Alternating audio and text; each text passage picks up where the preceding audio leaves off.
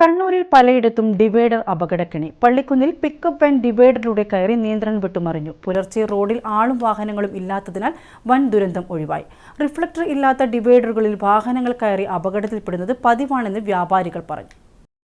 കണ്ണൂർ പള്ളിക്കുന്നിൽ അമിതവേഗതയിൽ എത്തിയ pickup van നിയന്ത്രണം വിട്ട് ഡിവൈഡറിൽ കയറി ശ്രീപുരം സ്കൂളിന് സമീപം മറയുകയായിരുന്നു. പിക്കപ്പിൽ ഉണ്ടായിരുന്നവർ പരിക്കേൽക്കാതെ രക്ഷപ്പെട്ടു. ശനിയാഴ്ച പുലർച്ചെ 5:30-യോടെയാണ് ഈ അപകടം നടന്നത്.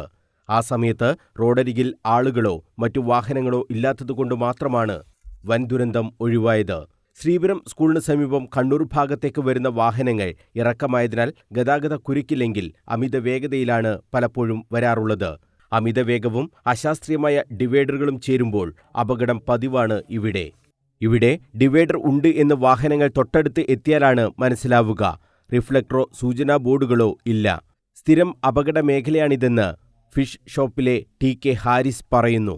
എന്നും ഡെയിലി 2-3 വണ്ടി ഇവിടെ കയറുന്നത് ഡിവൈഡറിന്റെ മുകളിൽ.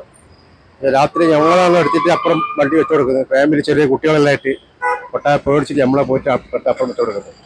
അതിനെന്തെങ്കിലും ഒരു തീരുമാനം ഗവൺമെന്റിന് ഉണ്ടാവണം, വ്യക്തമായ തീരുമാനം ഉണ്ടാവണം. സിഗ്നൽ ലൈറ്റോ കാര്യങ്ങളൊന്നുമില്ല. വണ്ടി ഇങ്ങനെ അറിയാതെ ഇങ്ങനെ കയറി പോയാണ്. നമ്മളാണ് പോയി പിടിച്ചിട്ട് അപ്പുറം എടുത്ത് വെക്കുന്നത്. ചെറിയ കുട്ടികളെല്ലാം എത്ര എണ്ണം വണ്ടിയിലുണ്ട്. ഡിവൈഡറിൽ പതിയിരിക്കുന്ന അപകടം തടയാൻ നടപടി ഉണ്ടായില്ലെങ്കിൽ ആളുകൾക്ക് ജീവൻ നഷ്ടപ്പെടുന്ന സാഹചര്യം വരെ ഉണ്ടാകുമെന്ന് TK അർഷാദും പറഞ്ഞു. ഇത് ഒന്നാമത് വെച്ചാൽ വണ്ടി ഓവർടേക്ക് ചെയ്തിട്ട് വരുന്നതാണ്.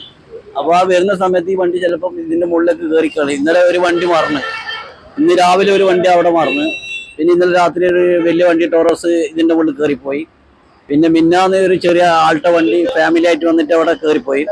അതും നമ്മളെല്ലാം കാണുന്നുണ്ട് ഡയറക്റ്റ്. അപ്പോൾ അതിനുള്ള എന്തെങ്കിലും തീരുമാനം ഗവൺമെന്റ് എടുക്കണം. ഒന്നെങ്കിൽ അതിന് ഒരു ഡിവൈഡറിന്റെ ഇതിൽ ലൈറ്റാ, ഇൻഡിക്കേറ്റർ പോലത്തെ ലൈറ്റ് അങ്ങനെ ഫിറ്റ് ചെയ്ത് വന്നു.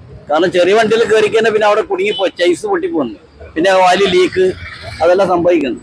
ഇന്നലെ എന്തോ ഭാഗത്തിന് രക്ഷപ്പെട്ടത്. കാരണം ഒരു വണ്ടി കയറി പോയ സമയത്ത് വേറൊരു വണ്ടി അവിടെ ഉണ്ടായിരുന്നു. എന്തോ വണ്ടി മറിയേണ്ട രൂപത്തിലായിപ്പോയി.